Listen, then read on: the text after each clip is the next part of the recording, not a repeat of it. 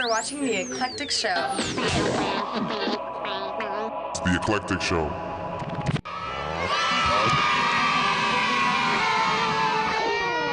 You should talk English all the time.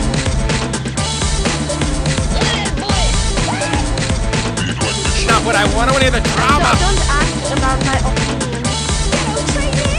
Why are you talking like all sexy and whatnot? Yeah, come in my trailer so I can drag you real quick. The Eclectic Show.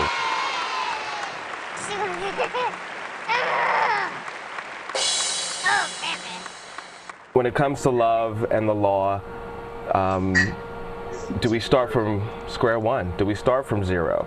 And do we add other things to the mix? So the question is, do we as a culture and generationally redefine marriage? I think it's up to society to evolve, and I think it's up to society in general to redefine societal structures, and marriage is one of those. And if marriage isn't working, like if the structures that we have in place right now to define marriage aren't working for everybody, then in pursuit of an equal culture and equal population, then hell yeah, we have to define marriage in a way that will bring equality to everybody. So absolutely. And it's not that marriage is something that started when we began going to church, but rather and doing ceremonies, but rather it's a name that we put to a societal thing, you know. And so if the thing is evolving, then the word marriage and the definition of marriage has to evolve with it.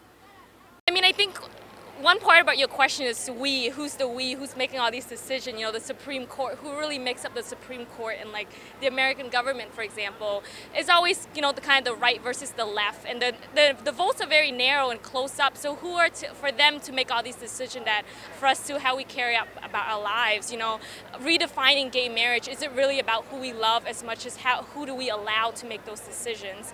I mean, that's not so long ago that women were allowed the right to vote, or people of color were allowed the right to have votes. Is polygamy okay? Should anyone be able to do whatever they want to do? I mean that question goes to the question more about morals and values. I think my real underlying point is who are we to make these decisions? Is it the overwhelming government who defines these decisions for us? Are we able to determine our rights and how we live for ourselves, or is it governed from above and from authoritative figures? I think it's inevitable that it would be up to our generation to change it. I think the old guard is starting to die out, or that's the hope, and eventually we're going to define the policy issues of our country. So I think gay marriage is going to be something that we look on like segregation, 50 years ago. It's just something that no one can imagine what life was like at that point. I feel like in 50 years from now, no one's going to be able to necessarily fathom what the fact that people can't get married. I think polygamy will take a long time to be more socially acceptable. I mean, as somebody who's fairly liberal and open-minded, I have a problem with polygamy on a personal level. But that doesn't mean maybe someday it'll be more acceptable. I don't think it's going to happen maybe within our generation. I think it's going to be a couple generations after us. So I'll be damned if my husband, you know what I'm saying? But, even though I think it's weird, and it's definitely something I would not do, and it's something I would maybe try to talk a girlfriend of mine out of. I don't think, if this is what everybody in that polygamous group is okay with, and there's a mutual understanding, then who am I to be like, Well, I think marriage isn't really an easily definable term. You can't look under Webster's dictionary and look at measure and say, boom, there it is. You can't break it down in a simple equation. Personally, I think everyone in the world has a right to be as miserable as other married people are. I enjoy my marriage. Okay, that's one case. But everyone, I think, is entitled and capable of love, and it's really hard in this day and age to really break down what is marriage. I think it's any bond. No one can even say two people anymore. So how is the government defining marriage? They're trying to appease the most people they can, probably. I think they're trying to do it where they can please this person as well as please this person, which is definitely a hard cause in any sort of circumstance. And eventually... But using another word, wouldn't that help? You know, because again, if you, the whole religion aspect, faith, that thing, by calling it something else, and saying everyone has this something else, wouldn't that, because I think that's part of the problem, where you, because I know some people that that are lesbians, that are gay, that are not for marriage. Which was very interesting to have those conversations with them, because it's like, why, you know, but they want to have it just because the rights, you know, if their loved one is sick, they could actually step in and make decisions in the hospital if they're on life support or not, or certain things having to do with obviously taxes and these other advantages that straight couples have. You know, but then on the other flip side, you know, when you come to marriage, and historically, I don't want to say traditionally, historically, it is between a man and a woman, and it's with religions that aren't fond of homosexuality. So why would you want to be a part of a tradition or branch off of parts of a religion that's not necessarily pro your lifestyle? So it is a little complicated. So what happened to church and state? The churches aren't required. They can't be forced to marry gay people if they choose not to. But because it's part of their religion. So if the government, everyone was thinking off leaving proper instance, going off of marriage from a religious term, I thought our government was based off of separation of church and state. So why is religion having an impact on the government decision if gay people or polygamy people can marry or not? Well, that would be civil. That would be a civil union, wouldn't it? Versus marriage. I really am asking because I've AP government and everything. If we're supposed to be founded off of separation of church and state, how is the religion term of marriage and religious aspects going into the government decisions on whether certain people can get married or not? Especially since they pay their taxes like everybody else. So how is it? It's not fair, and especially we're founded on equality in quotes. So it's been years they haven't been equal at all. So are they paid that due? Because we've been throwing the equality to the wind for the longest. It's majority rule. You know, and it's been majority rule until recent, where now they're slowly, like, religious bodies are no longer going to be in the future the majority. So you guys are telling me, I'm getting educated. I like this session. I like this. I'm getting educated. So you guys are telling me that for the past several years since our government has been founded, marriage has not been equal for everybody. Now, even my marriage 30 years ago was not considered legal because my husband is white and I'm Puerto Rican. Also, you have to look at it also, when people get married, you have the civil part of getting married, and then you have the church part of getting married. You know, because you can go get married at any church, but you still have to go fill out those papers and do the legal part to it. So again, you know, I think a lot of the problems in the fighting, just my humble opinion, would have been a lot smoother if years ago they just allowed whoever wanted to get married, civil union, and give them all their rights from sea to shining sea. Then people can have the moral, religious debate, and they can just let that go on. The way it went around with people wanting to have total control of what people do and not do, and push their values and push their religion on people, it made it very muddy. It made it very complicated. It basically pulled people apart, which I think is not fair. Oh, wow. There's not a picture of the Bible thrown between the 50 stars on the American flag.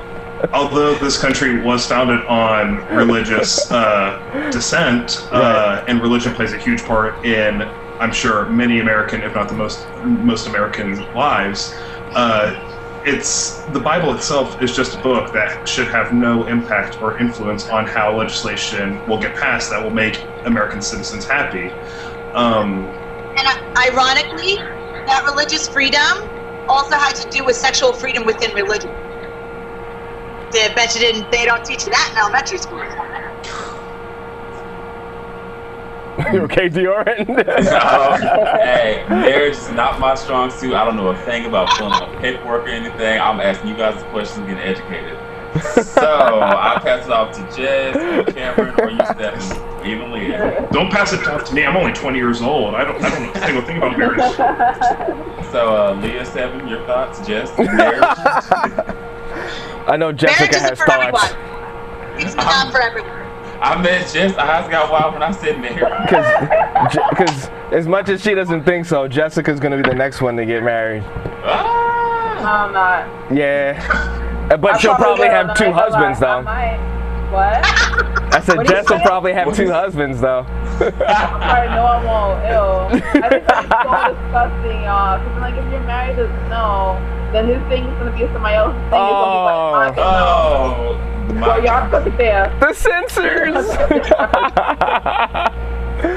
Oh, my goodness. All right. I started. I'm going to finish it. Last topic of today.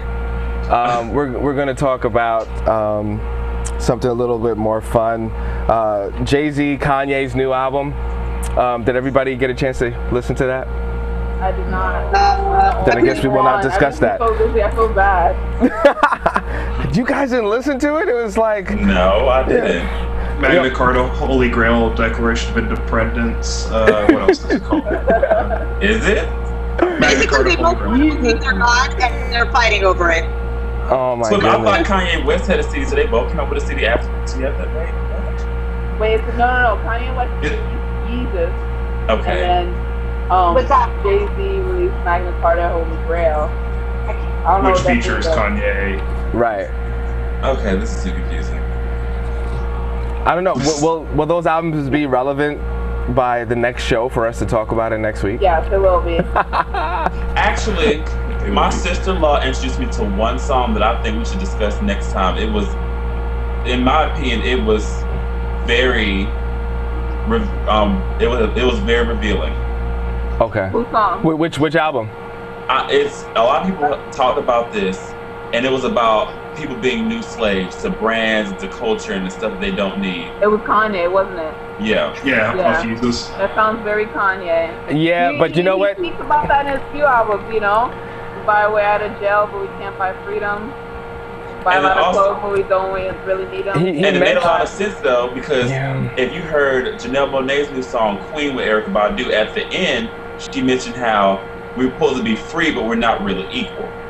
And a lot of people in music now are focusing on real issues that are relevant to America. Wait, DeOren, before you make Kanye's stock go up by you know what I mean? Okay. No, wait. Before you do that, listen to that whole album. Because even that. No, Sullivan, are you hating on the album? No, I'm just a purist. Henceforth, Sonic Eclectic. I love art and creativity and people that can write a beginning, middle, and an end. Kanye West is actually one of the most creative artists out there, and if you don't think so, you're on dust.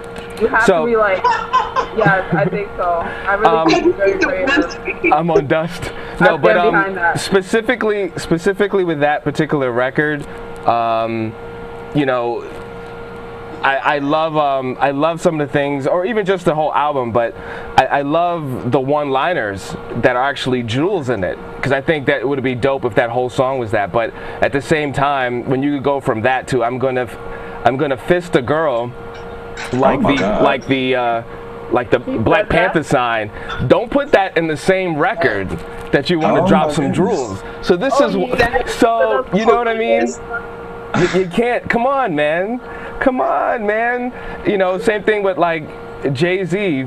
Again, just a critique. I appreciate both of these people, Jessica, and I like what they bring to the game. But at the same point, they're at a level financially and creative-wise. They hire everybody underneath the sun to work on their album and to be creative around them to make them look more the geniuses than they already are. But at the same time, you know, the N-word, B, you know, at what point are they going to leave? What happened? Like, they're the where they don't need to go there anymore. They don't need to go there anymore. And you know what? karma. They both had daughters, so. Northwest. Can we speak on that, please? Yes. Northwest. Is that really her name? That's her name. Yep. Northwest. Let's let it sink in, you guys. Northwest. Yeah. Well, so whenever a weatherman is on channel and he says we're gonna go northwest, she's gonna call out her name and she's gonna be like Jesus. Honestly, the best thing about Yeezus were the people that were a part of it besides Kanye. Like, and I wrote the same thing in my review of it on Sonic Eclectic, but there's great work being handled by people outside of Kanye who don't really deserve the credit. Yeah, I mean, some of the most creative things that Kanye ever did was based on other people's creative work. So I appreciate, again, I mean, you know, that is one of the cornerstones of hip hop, to borrow. But at the same time, you know, I think he's overrated, extremely overrated. Yeah, but we'll talk about that. What do we think is a better album lyrically? Where are they going? Even though this does have a little bit to do with race, the constant use of the N-word on both their albums, the constant use of calling women outside of their names, considering that they're with very high-profile ladies, and they both have daughters. I think it's very interesting. Seven, you brought something up. Can we talk about that next time? Yes. Because I don't think it's just hip hop. It's a lot of men in general calling women out their names. Right. And like men who have mothers and sisters and nieces and kids, they still degrade women to a point where it's just ridiculous. Cool. Like just men in general, like you hear it in rock songs and hip hop songs and in all music, one night stands, having sex with a girl and leaving her. Mm-hmm. Just like you wouldn't want someone to treat your sister like this. Hear that? What? Did you know it? Oh, yes. In that song, said they actually cut it off on the radio. If you listen to the radio version, they cut it out. He says that he slipped a Molly in her drink and she ain't even know it. You're talking about you're slipping a girl. That's like date rape, you guys. This is what's going on, and he's singing about it, and he's okay with that. And then turned around and said, "But that's not what I meant." Well, what else did it mean? We talked about that in PR class. It was awkward. That was right.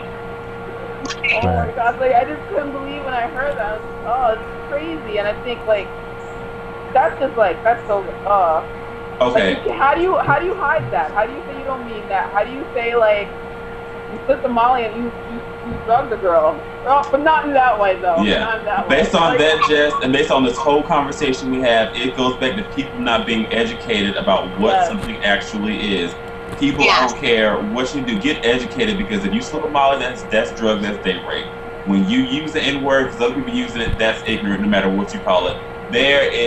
People need to be educated on what things are. It's just basic common sense. Yeah.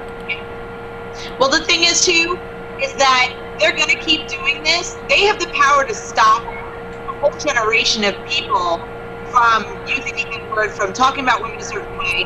But unless the people stop going to see them when they say it, they're going to keep saying it. Yeah. Good point.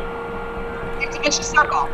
And on that note, I would like to say thank you, Leah. Thank you. Thank you, Jessica. You're welcome. Thank you, DeOren. Woo! Thank you, Cameron. Thank you. This is the Eclectic Show, an opportunity for millennials to get together and say their views. Politics, love, what's going on in the world. And ladies and gentlemen, you're watching the first episode of the new edition of the Eclectic Show. Hit us up on Twitter, Facebook, like us. If any particular topics you want us to cover, definitely let us know. And we'll decide if we're going to be here a little longer on overtime. We'll see. But just in case, check this out. We are the Eclectic Show. You're watching the Eclectic Show. I gotta go.